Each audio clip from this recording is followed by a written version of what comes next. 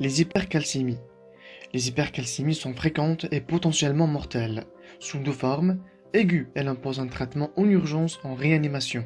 Chronique, elle doit faire rechercher une étiologie et des complications chroniques.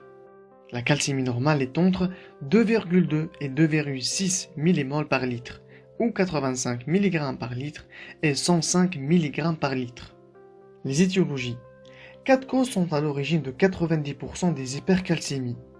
Cancer avec ou sans métastase, myélome, hyperparathyroïdie primaire, intoxication à la vitamine D. L'hypercalcémie est le diagnostic biologique.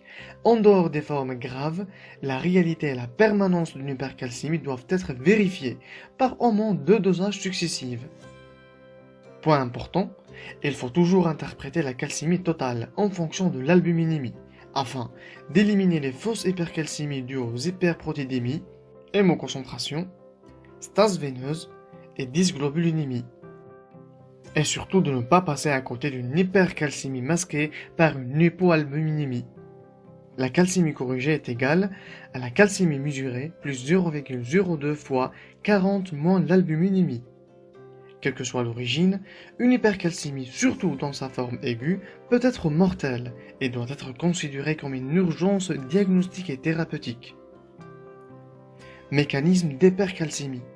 On a l'augmentation de l'absorption digestive. Excès de vitamine D, iatrogène ou sécrétion inappropriée dans les granulomatoses. Augmentation de l'activité ostéolytique. Hyperrésorption osseuse, c'est le plus fréquent. Baisse de l'excrétion rénale du calcium, diurétique thiazidique, une hypercalcémie hypercalciurique bénigne familiale.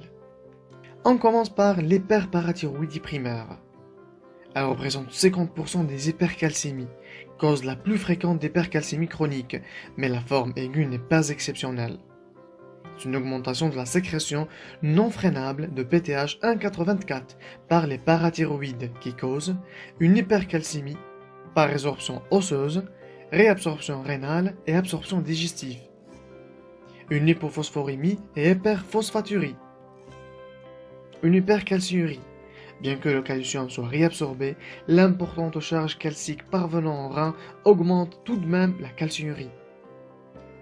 La cause la plus fréquente est l'adénome parathyroïdien, 85% des cas. Mais on retrouve également des cas d'hyperplasie parathyroïdienne diffuse, 15%, et de carcinome parathyroïdien, moins d'1%. Les pathologies malignes. 3 mécanismes d'hypercalcémie. La sécrétion inappropriée de PTH related peptide, métastase ostéolytique, sécrétion inappropriée d'interleukine 6. On commence par 1. La sécrétion inappropriée de PTH-RP. Le syndrome paranéoplasique donne une hypercalcémie hormonale maligne de 10%. La PTH-RP est un analogue de PTH qui possède les mêmes propriétés mais qui n'est soumis à aucun rétrocontrôle. 2. Métastase ostéolytique, 60%. Retrouvée sur les radiographies standards, systématiques ou orientées par la douleur. Le plus souvent retrouvée, moyen mnémotechnique PPRST, poumon, peau, rein, sein et la thyroïde. Pas la prostate qui donne des métastases ostéocondensantes. 3. La sécrétion inappropriée d'interleukine 6. Par les plasmocytes du myélome active les ostéoclastes par une action locale. Lacune à l'emporte-pièce et générale déminéralisation diffuse. D'autres facteurs peuvent mimer cette activité dans les lymphomes. On a aussi des causes iatrogènes. Le moyen mnémotechnique utilisé est le Halliday Cas-Zidane. A pour vitamine A, Li pour lithium, Day pour vitamine D, Cas pour calcium et Zidane pour thiazidique. Les étiologies des hypercalcémies sont regroupées par le moyen mnémotechnique. EO ne part pas et a la tirade de Samy. EO pour phéochromocytome, NE pour néoplasie, PAR pour les hyperparathyroïdies primaires, PA pour pas bouger, immobilisation prolongée, IA pour iatrogène, TYR pour l'hyperthyroïdie, AD pour Addison, insuffisance rénale, SA pour sarcoïdose et MY pour myélome. Les signes cliniques des hypercalcémies sont les signes généraux, altération de l'état général, asthénie, anorexie, amaigrissement, signes digestifs comme les nausées, vomissements, douleurs abdominales diffuses, constipation. Les signes neuropsychiatriques comme la somnolence, apathie, syndrome confusionnel, dépressif délirant, céphalée, hypotonie et coma. Les signes rénaux, syndrome polyuropolydipsique, une déshydratation extra- et ou intracellulaire, lithiase rénale et néphrocalcinose, insuffisance rénale multifactorielle. Les signes cardiaques sont une tachycardie sinusale, anomalie ECG de type raccourcissement de QT, aplatissement de T, PR allongé et troubles de rythme. Ayez le réflexe d'éviter la triade de la mort, digitalique, hypercalcémie et hypocalémie qui forment un cocktail explosif pour le cœur. Les calcifications ectopiques rénales, pancréatiques, digestives comme une lithiase biliaire et chondrocalcinose articulaire. La conduite à tenir devant un syndrome d'hypercalcémie. On commence par l'hypercalcémie aiguë. 1. Suspecté. 2. Confirmé par la calcémie corrigée. 3. Évaluer le retentissement. L'hypercalcémie aiguë est généralement supérieure à 3 millimoles et symptomatique. L'hypercalcémie est dite maligne au-delà de 3,25 millimoles par litre. C'est une grande urgence diagnostique et thérapeutique. Le pronostic vital est en jeu. Traiter en urgence sans attendre les résultats du bilan complémentaire. 1. Hospitalisation en urgence, en RIA si besoin. Mesures générales de REA. Scope, saturomètre, voie veineuse périphérique ou centrale, sonde nasogastrique en aspiration et vomissements, prévention des complications de décubitus, mesures en cas de coma. Arrêt des facteurs étiologiques ou aggravants, la triade de la mort, arrêt des digitaliques, traitement d'une éventuelle hypocalémie, arrêt des médicaments hypercalcémiants et des apports calciques. La réhydratation est la première mesure à prendre. Elle permet la correction de la déshydratation, rétablit la fonction rénale et augmente l'élimination du calcium par les urines. Doit être massive. Par sérum salé isotonique, environ 6 litres sur 24 heures, permet une diminution de 20 mg par litre. Traitement hypocalcémiant. Plusieurs traitements sont disponibles. Les biphosphonates en IV inhibent la résorption osseuse par effet anti-osteoclaste, Aredia ou Clastoban. Effet retardé 2 à 3 jours mais prolongé 2 à 3 semaines. La tyrocalcitonine sous-cutanée, utilisable mais effet modéré et transitoire avec mauvaise tolérance, peu utilisée en pratique. La corticothérapie IV, en l'absence d'infection sévère avec supplémentation potassique, attention à l'hypocalémie.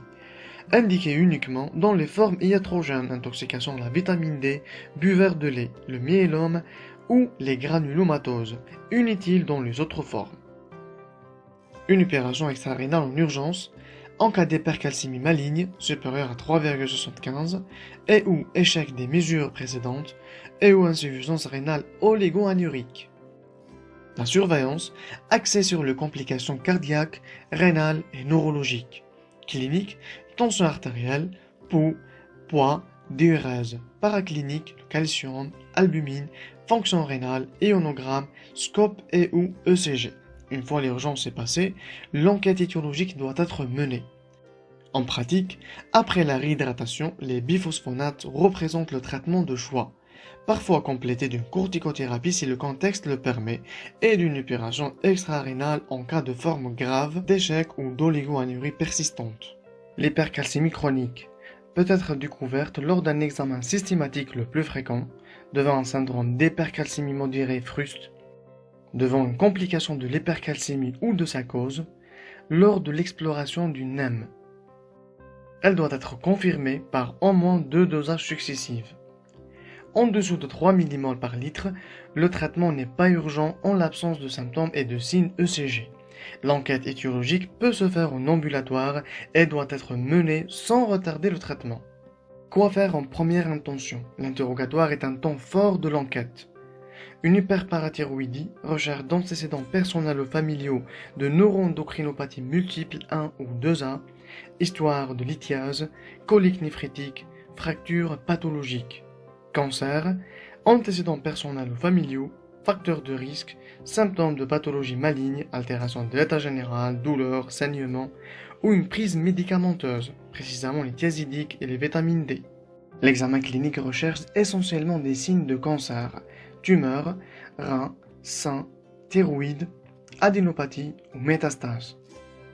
Le bilan phosphocalcique oriente vers une hypersécrétion de PTH si une hypercalcémie plus une hypophosphatémie, hypercalciurie plus hyperphosphaturie. Le bilan de première intention est orienté par l'interrogatoire, l'examen clinique et le bilan phosphocalcique. En l'absence d'orientation, on dose la PTH 1,84. En cas de négativité, ou si le contexte est évocateur, on dose le PTH-RP à la recherche d'une pathologie maligne. Si positive, oriente vers le poumon ou le rein. Poumon, radiographie TDM ou bronchoscopie si doute. Rein, écho-rénal ou TDM si doute. Sein, mammographie, échographie et cytoponction si doute. Thyroïde, échographie thyroïdien, cytoponction si doute. Myélome, électrophorèse des protéines sériques et urinaires avec immunofixation, myélogramme, radiographie du squelette. En cas de négativité, recherchez les causes rares. Dans tous les cas, recherchez les complications. L'hyperparathyroïdie primaire. Examen morphologique, échographie et scintigraphie. Confirmer l'absence de déficit en vitamine D. Le traitement. Chirurgical en première intention, plus surveillance de calcémie et PTH 1,84. Risque de récidive ou hypoparathyroïdie. Abstention possible si hyperparathyroïdie asymptomatique, refus de patient, impossibilité d'opérer, aucun critère de NIH, calcémie supérieure à 0,25 mmol par litre au-dessus de la norme du laboratoire, calciurie supérieure à 400 mg par 24 heures, clairance de la créatinine inférieure à 30% de la normale pour l'âge, T-score inférieur à moins 2,5 sur un site, âge inférieur à 50 ans, suivi impossible. Si abstention, hydratation suffisante, éviter les médicaments hypercalcimiants, éviter les immobilisations prolongées, apport adéquat en calcium et vitamine D, surveillance, calcémie 2 fois par an, créatinine et DMO 1 fois par an.